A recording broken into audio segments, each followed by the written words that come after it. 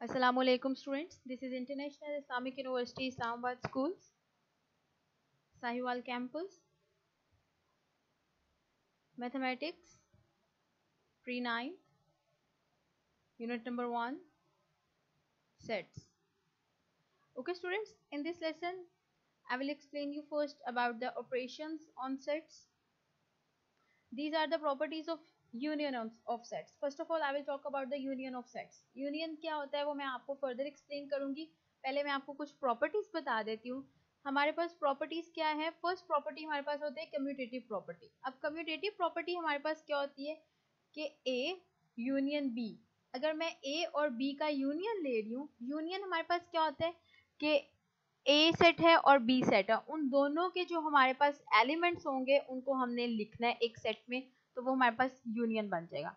अब commutative property में क्या होगा कि ए यूनियन बी, दो सेट होंगे ए यूनियन बी, वो इक्वल होंगे बी यूनियन ए.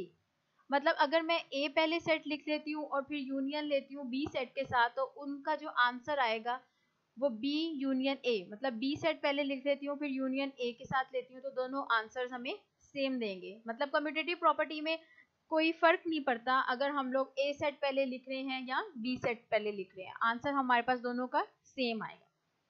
अब नेक्स्ट प्रॉपर्टी हमारे पास है एसोसिएटिव प्रॉपर्टी. अब एसोसिएटिव प्रॉपर्टी में आपके पास तीन सेट होते हैं ए बी सी. अब तीन सेट्स आप लोगों ने कैसे उनके मतलब पेयर्स बनाने हैं. पहला है ब्रैकेट में जो आपका है, फर्स्ट ऑफ ऑल आप उसका यूनियन फाइंड करेंगे. मतलब मैं ए यूनियन बी फाइंड करती हूँ ब्रैकेट में जो है. अगर आप ए यूनियन बी फाइंड करते हैं, फिर जो उसका आंसर आएगा आप उस आंसर का यूनियन लेंगे सी सेट के साथ. मतलब सबसे पहले आपने इसमें क्या करना है, ए यूनियन बी फाइंड करना है, फिर वो जो उस पूरे का आंसर आएगा, जो सा एक सेट आएगा इन दोनों सेट का, उस एक सेट का आपने यूनियन सी के साथ लेना है. तो वो आंसर आपका किसके इक्वल होगा कि अगर आप ए यूनियन ले रहे हैं, फिर सबसे पहले आप क्या करेंगे, बी यूनियन सी फाइंड करेंगे, और उसका जब आप यूनियन ए के साथ लेंगे तो उनका आंसर सेम आएगा. मतलब कि आप किसी भी दो सेट का यूनियन ले लें पहले, या किसी भी दो सेट का यूनियन ले लें, दोनों से आंसर जो है वो आपका सेम आएगा. एसोसिएटिव प्रॉपर्टी आपके पास ये होती है. नेक्स्ट आपके पास प्रॉपर्टी है आइडेंटिटी प्रॉपर्टी. आइडेंटिटी प्रॉपर्टी आपके पास ये होती है कि आप फाई हमारे पास होता है एम्प्टी सेट. ये जो है ये हमारे पास एम्प्टी सेट है. अब फाई का मतलब ये होता है कि उस सेट में आपके पास कोई भी एलिमेंट्स नहीं होंगे. और आइडेंटिटी प्रॉपर्टी का मतलब ये है कि जो सेट आपने लिया है वही सेट आपके पास वापस आ जाए. आइडेंटिटी मतलब वही आ जाए. अब ए सेट है, ए सेट में कोई भी एलिमेंट्स हो सकते हैं, उसका मैं यूनियन ले रही हूँ खाली सेट के साथ, एम्प्टी सेट के साथ. तो आपको पता है कि उसका अगर आप खाली सेट, जैसे कि आप इसकी एग्जांपल ले सकते हैं कि अगर फॉर एग्जांपल मैं कोई नंबर है, मैं 1 है, 1 में 0 ऐड करती हूँ तो मेरे पास आंसर 1 ही आएगा. इसी तरह से जिस सेट में आप खाली सेट को यूनियन लेंगे तो आपके पास वही सेट आएगा. मतलब कोई फर्क नहीं पड़ेगा. खाली सेट हमारे लिए कोई ना होने वाली चीज है कि मतलब उससे हमारे आंसर्स में कोई डिफरेंस नहीं आएगा, कोई फर्क नहीं आएगा. तो वो हमारे पास क्या आ जाएगा, ए सेट ही आ जाएगा. अब नेक्स्ट आपके पास है डिस्ट्रीब्यूटिव प्रॉपर्टी. डिस्ट्रीब्यूटिव प्रॉपर्टी में आपके पास क्या है, ये आपके पास है ए यूनियन और ब्रैकेट में बी इंटरसेक्शन सी. अब इसमें आप क्या करेंगे कि आपने ब्रैकेट ओपन करनी होती है. जब आपने ब्रैकेट ओपन करनी है उसमें क्या होगा कि आप दो ब्रैकेट्स में कन्वर्ट हो जाएंगी. मतलब आप ए यूनियन बी, उसके बाद आपने क्या किया, intersection, and then A union C. आपने ए का यूनियन सी के साथ लेना है. सबसे पहले आपने ए का यूनियन बी के साथ लेना है, फिर सेंटर वाला जो इंटरसेक्शन का आएगा साइन वो आ जाएगा, और फिर आपने ए का जो यूनियन है वो सी के साथ लेना है. इसी तरह से अगर आप इंटरसेक्शन पहले ले रहे हैं तो वो नेक्स्ट डिस्ट्रीब्यूटिव प्रॉपर्टी भी इस तरह की हो जाएगी. अब नेक्स्ट आपके पास है union of two sets. Union हमारे पास क्या होता है, यूनियन हमारे पास है कि इसकी डेफिनेशन में आपको एक्सप्लेन कर दूं. If A and B are two sets, then the union of set A and B consist of all the elements of set A and B. अगर ए और बी आपके पास दो सेट्स हैं तो उनका यूनियन आपके पास क्या होगा कि ए और बी में जितने एलिमेंट्स होंगे उन दोनों को आप इकट्ठा करके लिख देंगे. एक सेट में अगर आप दोनों के एलिमेंट्स को लिख देंगे तो वो आपके पास क्या बन जाएगा, यूनियन बन जाएगा. अब एक एग्जांपल है हमारे पास. फॉर एग्जांपल ए सेट हमारे पास क्या है, 1 2 3 4 5, और बी सेट हमारे पास क्या है, 3 5 7 9. Then find the union of set A and B. अब यूनियन फाइंड करना है, मतलब इन दोनों के जो एलिमेंट्स हैं उन दोनों को हमने इकट्ठा करके लिख देना है। उसको लिखने का ये तरीका है ए यूनियन बी। अब आप एक एलिमेंट के सेट, ए सेट के एलिमेंट्स लिखें, फिर यूनियन लगाएं, फिर बी सेट के एलिमेंट्स लिखें। अब इन दोनों का यूनियन मतलब आपने ऑर्डर में इन सबको लिख देना है, सारे नंबर्स, मतलब उसमें सारे एलिमेंट्स आने चाहिए। और जो आपके पास रेपिटेशन होगी वो आपने नंबर जस्ट एक बार ही लिखना है, 2 टाइम्स आप नहीं लिखेंगे। जैसा 1, फिर 2, 3। अब 3 देखें ए में भी है और बी में भी है, लेकिन आप उसको जस्ट 1 टाइम लिखेंगे। 3, 4, 5, 7, 9। अब ए और बी का यूनियन क्या होगा हमारे पास, ये वाला सेट 1, 2, 3, 4, 5, 7, 9। अब नेक्स्ट आपके पास है इंटरसेक्शन। इंटरसेक्शन हमारे पास क्या होता है, इंटरसेक्शन हमारे पास है दो सेट्स होंगे ए एंड बी, उनका इंटरसेक्शन हमारे पास क्या होगा कि ए और बी दोनों के जो कॉमन एलिमेंट्स होंगे वो हम लिखेंगे। अब कॉमन एलिमेंट्स मतलब जो उन दोनों में होंगे वो वाले एलिमेंट्स लिखने हैं जो दोनों सेट में मौजूद होंगे। ऐसे नहीं कि जो ए में होगा और बी में ना हो और बी में हो ए में ना हो, नहीं, जो दो उनके कॉमन एलिमेंट्स होंगे। अब एग्जाम्पल हमारे पास है, सेट ए हमारे पास क्या है 1, 2, 3, 4, 5, बी हमारे पास है 3, 5, 7, 9। अब इनका इंटरसेक्शन लिखना है, पहले हम ऐसे ही लिख लेंगे, ये आपके पास जो सिंबल है वो इंटरसेक्शन का। अब इसमें देखिए जो कॉमन एलिमेंट है जो दोनों में है, 1 ए में है बी में नहीं, 2 ए में है बी में नहीं, तो ये कॉमन नहीं है। 3, अब 3 देखें वो ए में भी है और बी में भी है, तो हम 3 को जो है वो लिखेंगे। नेक्स्ट हमारे पास 4 जो है वो ए में है बी में नहीं, 5 जो है वो हमारे पास ए में भी है और बी में भी है, तो हम 5 भी लिख लेंगे। उसके बाद अगर हम बी के सेट्स देखते हैं, एलिमेंट्स देखते हैं, 7 वो ए में नहीं है, 9 वो भी ए में नहीं है, तो ये हमारे पास कॉमन नहीं होगा। तो हमारे पास कॉमन एलिमेंट्स जो है वो क्या होंगे, 3 एंड 5। नेक्स्ट आपके पास कम्यूटेटिव प्रॉपर्टी हम प्रूव करेंगे। यूनियन में कम्यूटेटिव प्रॉपर्टी हमारे पास ये होती है, A union B equal B union A. आप ए यूनियन बी ले लें या बी यूनियन ए ले लें, आपके पास जो आंसर आएगा वो दोनों का सेम आएगा। इसी तरह से इंटरसेक्शन की property, A intersection B equal B intersection A. आप ए इंटरसेक्शन बी ले लें या बी इंटरसेक्शन ए ले लें, दोनों का आंसर सेम आएगा। अब हम इस प्रॉपर्टी को प्रूव करते हैं। अब एक एग्जांपल लेते हैं कि मैंने कहा कि सेट ए जो है वो 5, 6, 7, 8 है और सेट बी जो है उसके एलिमेंट्स 1, 3, 5, 7।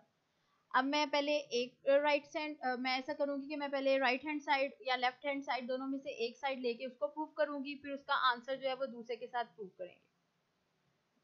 अब मैंने क्या किया कि मैंने लेफ्ट हैंड साइड ले ली। अब लेफ्ट हैंड साइड पे हमारे पास है ए यूनियन बी। अब पहले हम लोग ए यूनियन बी फाइंड करेंगे, 5, 6, 7, 8। इसका यूनियन 1, 3, 5, 7। अब ए यूनियन बी हमारे पास क्या आएगा, उन दोनों के एलिमेंट्स लिख देने हैं, 1, 3, 5, 6, 7, 8, ये हमारे पास आ जाएंगे। अब नेक्स्ट हम लोगों ने क्या करना है, राइट हैंड साइड लेनी है। राइट हैंड साइड हमारे पास क्या है, बी यूनियन ए। अब बी यूनियन ए में क्या होगा कि पहले बी के एलिमेंट्स आ जाएंगे और फिर यूनियन और फिर ए के elements.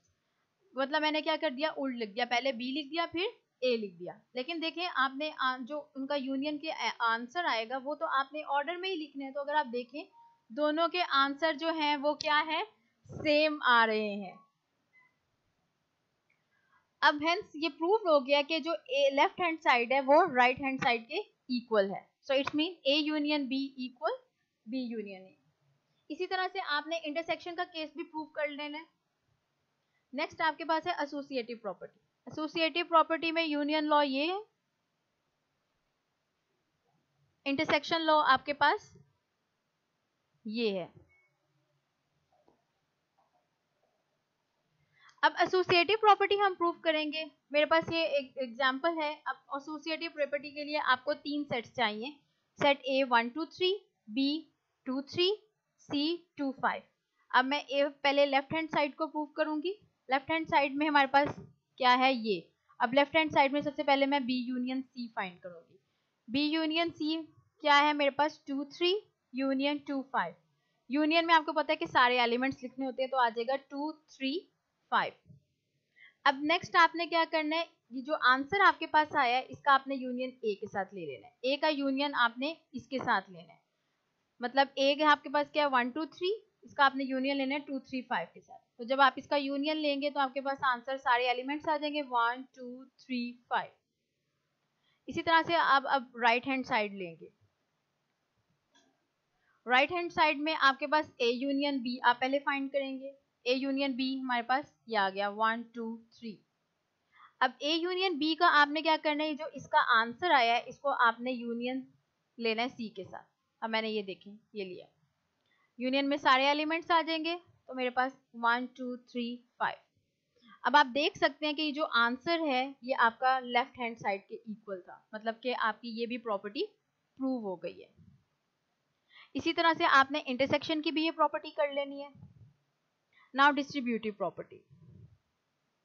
Distributive property of union over intersection. आपके पास डिस्ट्रीब्यूटिव प्रॉपर्टी भी 2 टाइप्स की होती है। ये एक प्रॉपर्टी है, ये आपके पास यूनियन ओवर इंटरसेक्शन की है। नेक्स्ट आपके पास डिस्ट्रीब्यूटिव प्रॉपर्टी है इंटरसेक्शन ओवर यूनियन, वो आपके पास ये प्रॉपर्टी होगी। लेकिन दोनों से आप जो सी भी साइड ले लेंगे दोनों से आंसर आपके पास सेम ही आएगा। अब हम डिस्ट्रीब्यूटिव प्रॉपर्टी को भी प्रूव करते हैं। ये हमारे पास है। अब हमने डिस्ट्रीब्यूटिव प्रॉपर्टी, मैं ये वाली डिस्ट्रीब्यूटिव प्रॉपर्टी को प्रूव करूंगी। अब मैं पहले लेफ्ट हैंड साइड ले लेती हूँ। लेफ्ट हैंड साइड में मैं क्या करूंगी कि पहले मैं बी यूनियन सी ले लेती हूँ। बी यूनियन सी, बी और सी दोनों के एलिमेंट्स लिख लेती हूँ। यूनियन आपको पता है क्या आ जाएगा 1 2 3, ऑल एलिमेंट्स लिखने। अब मैंने ए का इंटरसेक्शन लेना है बी यूनियन सी के साथ, मतलब जो इसका आंसर आया है। अब इंटरसेक्शन में आपको पता है कि कॉमन एलिमेंट्स, अब देखिए 1 2 3 ए के एलिमेंट्स है और बी के 1 2 3 है, दोनों के एलिमेंट्स सेम है, मतलब सारे एलिमेंट्स इनके कॉमन है। तो हमारे पास आंसर क्या आ जाएगा 1। Okay students, now take right hand side. अब राइट हैंड साइड में हम लोगों ने क्या करना है, सबसे पहले हम इनके इंटरसेक्शंस लेंगे, ए इंटरसेक्शन बी और हम लोगों ने ए इंटरसेक्शन सी। अब ए इंटरसेक्शन बी हमारे पास आ गया 1 2 3 इंटरसेक्शन 2 3। जब मैंने इसका इंटरसेक्शन लिया तो मेरे पास क्या आ जाएगा 2 and 3। इसी तरह से अब मैं ए इंटरसेक्शन सी लूंगी। ए इंटरसेक्शन सी मेरे पास क्या आ जाएगा 1 2 3 ए के एलिमेंट्स और इंटरसेक्शन सी सी के एलिमेंट्स 1 3। इनका इंटरसेक्शन हमारे पास क्या आ जाएगा 1 and 3। अब ये जो दोनों इंटरसेक्शंस आए हैं इनका यूनियन ले लेंगे, मतलब ए इंटरसेक्शन बी वो हमारे पास क्या था 2 3 और यूनियन ए इंटरसेक्शन सी हमारे पास 1 3 आ जाएगा। तो जब इनका इंटरसेक्शन यूनियन लेंगे तो हमारे पास 1 2 3 आ जाएगा। अब आपको पता है जो आपने इसकी लेफ्ट हैंड साइड का आंसर था वो भी आपके पास 1 2 3 आया था। इट्स मीन प्रूव हो गया कि राइट हैंड साइड जो इक्वल है लेफ्ट हैंड साइड के। तो डिस्ट्रीब्यूटिव प्रॉपर्टी हमारे पास प्रूव हो गई है। अब नेक्स्ट आपके पास है डिमॉर्गन्स लॉ। डिमॉर्गन्स लॉ हमारे पास दो लॉ होते हैं, वो क्या होते हैं, if A and B are the subsets of universal set U. अब सबसेट आपको मैं पहले भी एक्सप्लेन कर चुकी हैं कि सबसेट जो है वो उसका पार्ट होगा, मतलब ए और बी जो है वो पार्ट होंगे किसके, यूनिवर्सल सेट। यूनिवर्सल सेट एक मतलब जो उनसे भरा सेट होगा। देन फिर हमारे